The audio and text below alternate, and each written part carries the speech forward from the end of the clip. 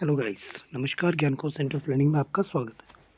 बात करते हैं हम आज के करंट अफेयर्स की 5 मई 2025 की, जो कि आपके एग्ज़ाम पर्सपेक्टिव से बहुत ज़रूरी है। पहला इसमें है पलामू टाइगर रिजर्व, जो कि न्यूज़ में आया है। पलामू टाइगर रिजर्व है कहाँ पे? पीटीआर की बात करते हैं बेसिकली। ठीक है, ये छोटा नागपुर प्लेट्यू में लोकेटेड है, जो कि हमारे वेस्टर्न इंडिया के हिस्से में आता है। ठीक है, और 2 डिस्ट्रिक्टों में ये फैला हुआ है, लतेहर और गरवाहा। ठीक है, जो कि झारखंड में मौजूद है। ठीक, यही टाइगर रिजर्व बाद में हिस्सा बनता है बेटला नेशनल पार्क का, जो कि उसी राज्य में है। ठीक, इसका टोटल एरिया 1014 स्क्वायर किलोमीटर है। ठीक, जिसमें कोर एरिया की अगर हम बात करते हैं तो वो 414 स्क्वायर किलोमीटर है और बफर एरिया 600 किलोमीटर स्क्वायर का है। ठीक, ये उन 9 टाइगर रिजर्व्स में से एक है जो कि पहली दफ़ा प्रोजेक्ट टाइगर के अंदर आई थी। ठीक, जब प्रोजेक्ट टाइगर खुला था, मतलब ओपन हुआ था, तब 9 टाइगर रिजर्व चूज़ किए गए थे, उसमें से एक यही है, पलामू टाइगर रिजर्व। ठीक है, ये एकमात्र, या कह सकते हो फर्स्ट एवर टाइगर रिजर्व है पूरे विश्व का जिसमें टाइगर सेंसस हुई थी। ठीक है, और इसमें मतलब अच्छी खासी इनकी जनसंख्या पाई गई थी। ठीक, 1932 के करीब हुई थी ये, और उसमें सुपरवाइज़र थे JW निकोलसन। ठीक है, अंग्रेज़ों के ज़माने की बात हो रही है। ठीक है, यहाँ पे और भी कई जानवर पाए जाते हैं, जैसे जानवर स्पीसीज प्रजातियाँ पाई जाती हैं, जैसे एशियाटिक एलिफेंट, टाइगर, वो तो है ही है। ठीक है, leopard, grey wolf, wild dog, gaur, sloth bear और फोर हॉर्न एंटीलोप, हिरन के रिश्तेदार। ठीक, नेक्स्ट हम बात करते हैं डाई 2 इथाइल हेक्साइल थालेट। ठीक है, ये एक मतलब इसकी वजह से, या ये रेलेवेंट है आपके कार्डियोवास्कुलर जो भी मोर्टेलिटी, मतलब डेथ रेट होता है हार्ट के डिजीज से, बेसिकली उससे रिलेटेड है ये। ठीक, देखते हैं इसको है क्या। ठीक है, अब हमें पता है हार्ट अटैक या कार्डियोवास्कुलर मोर्टेलिटी, मतलब हार्ट की वजह से कार्डियक अरेस्ट या कोई भी इशू होता है। ठीक है, जिसमें सबसे ज़्यादा एज ग्रुप के जो लोग होते हैं उसमें डेथ के वो 55 से 64 एज ग्रुप के लोग होते हैं। ठीक है, तो यहाँ पे ये बात आई थी डाई टू इथाइल हेक्साइल थालेट की। ठीक, DEHF इसको बोलते हैं। ठीक, ये एक सिंथेटिक केमिकल है जो कि प्लास्टिसाइजर में यूज़ किया जाता है। ठीक है, आसान भाषा में इसको कह सकते हो, प्लास्टिक्स में यूज़ किया जाता है। ये उनको थोड़ा फ्लेक्सिबल, ड्यूरेबल, ज़्यादा टाइम तक टिक सके, वो टूटे ना उसमें। ठीक है, मतलब जिस प्लास्टिक में ये मौजूद होगा, ठीक, ये सिंथेटिक केमिकल, वो प्लास्टिक बड़ी हार्डली ही फटेगा। ठीक है, ये कलरलेस होता है, ऑयली लिक्विड होता है बेसिकली, और इसमें कोई खुशबू नहीं होती है। ठीक, और सॉइल्स में भी ऑयल में भी ये सोल्यूबल हो जाता है। ठीक, पर पानी में ये सोल्यूबल नहीं है। ठीक, सबसे ज़्यादा उपयोग इसका किया जाता है PVC प्लास्टिक में, जो आपकी पाइप पे आती हैं। ठीक है, इन सब में यूज़ किया जाता है। इसके और भी नाम है, जैसे डाइऑक्टाइल थलेट और बिस 2 एथाइल हेक्साइल थलेट। ठीक है, BEHP, ये दो इसके इंडस्ट्रियल प्रोडक्ट्स के नाम है।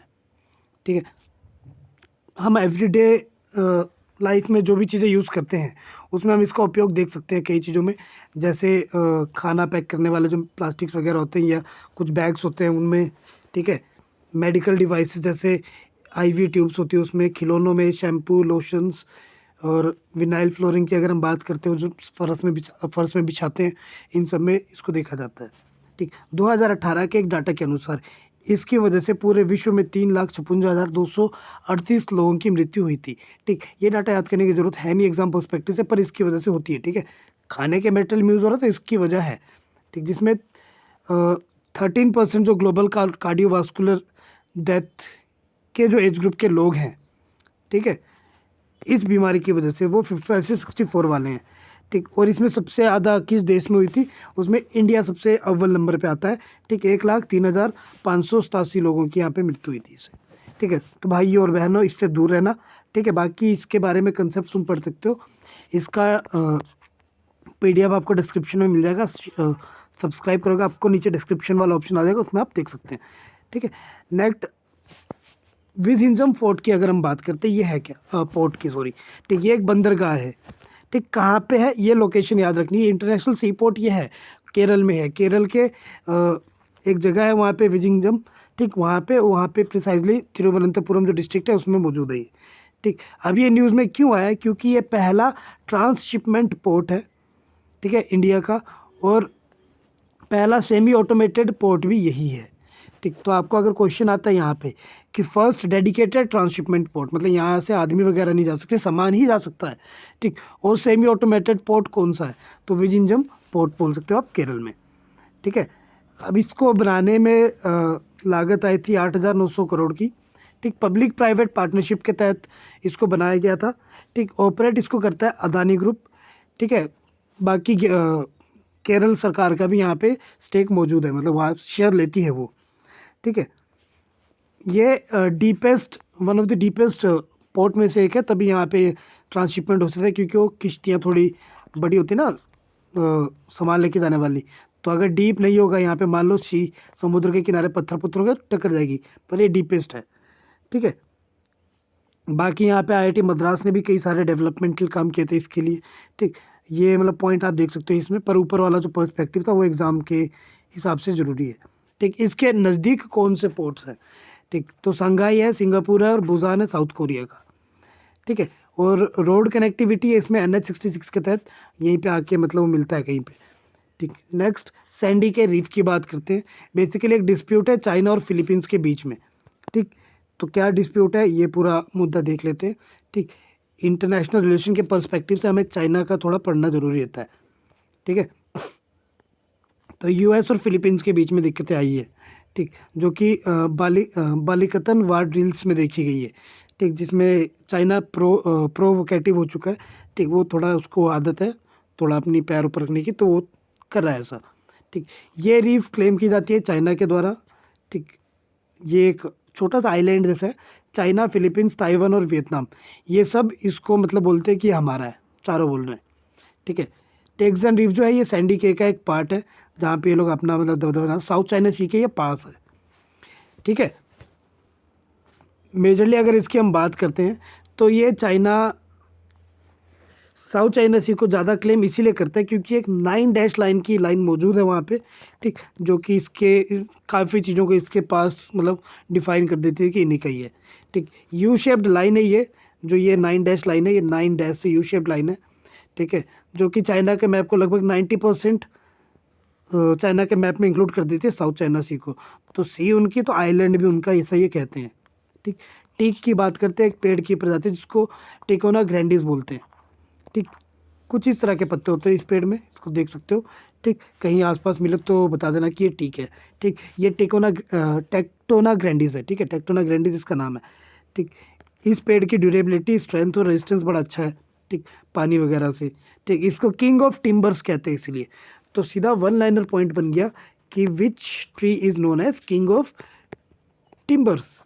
तो यहाँ पे भाई आंख बंद करके टीक पे टिक मार देना, ठीक, तो टिक टिक हो जाएगा आंसर सही, ठीक। इंडिया में पूरे विश्व के 35% जो टीक फॉरेस्ट है वो पाए जाते हैं, और एशिया में लगभग 95% पाए जाते हैं, ठीक। तो मतलब हमारे इस कॉन्टिनेंट में ये ज़्यादा उगता है कह सकते हो, ठीक है। स्टेट्स की अगर हम बात करते हैं तो मध्य प्रदेश और महाराष्ट्र में ज़्यादा फॉरेस्ट है टीक के, ठीक है।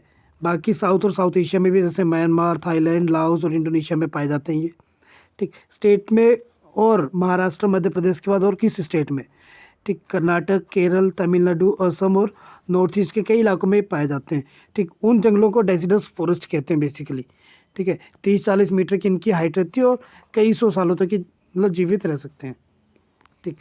अगला है world audio visual entertainment summit 2025, कहाँ हुई हमें इसी से मतलब रखना, बाकी भूल जाओ, ठीक। ये हो रही है मुंबई में, ठीक। इतना सा काम हमारा है कि ये कहाँ हुई, बाकी इसमें आपकी इंफॉर्मेशन ब्रॉडकास्टिंग मिनिस्ट्री जो है वो इन्वॉल्व रहेगी, ठीक है। फिल्म, मूवीज़ वगैरह, OTT, web series, VFX, animation, music, इन सब से रिलेटेड ये समिट होती है, ठीक। पर कहाँ पे हो रही है, मुंबई में, बस इतना से याद रखना।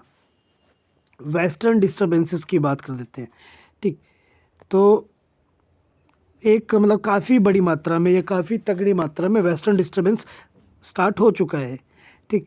तो काफ़ी इलाकों में हैवी रेनफॉल, ये मतलब बेसिकली हमारे यहाँ पे रेनफॉल की एक वजह है, ठीक, इंडिया में, ठीक। तो दिल्ली, नॉर्थ और साउथ इंडिया में काफ़ी अच्छी मात्रा में बारिश हो सकती है, बारिश होगी और बारिश ना रुके तो बाढ़ भी आ सकती है, क्योंकि हमारे पास नाले बड़े अच्छे हैं इस देश में, ठीक है।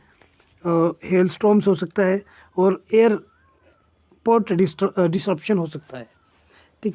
तो ये रेसेंट स्टडीज़ ने बताया है। ये स्टडीज़ कैसे आती है, फ्रीक्वेंसी, इंटेंसिटी और सीजनलिटी ऑफ वेस्टर्न डिस्टर्बेंसेस, इन तीनों को लेके मतलब इसमें कुछ कैलकुलेशंस होती है, उनकी कुछ प्रेडिक्शंस होती है, इसमें ये प्रेडिक्ट करके बताते हैं कि कब तक आएगा।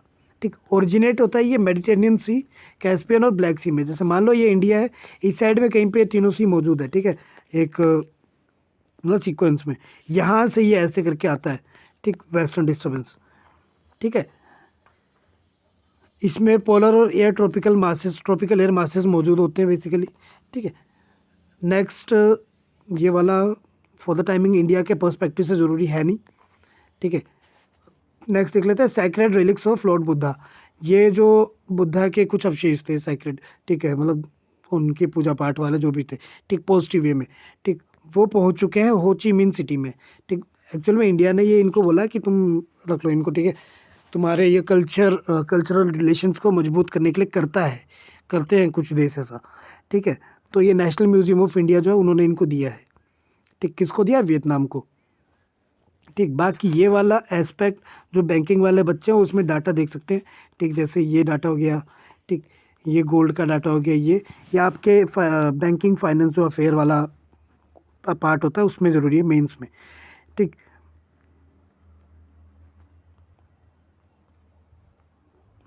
तो as of that current affairs में यही इंपॉर्टेंट एस्पेक्ट है, ठीक है।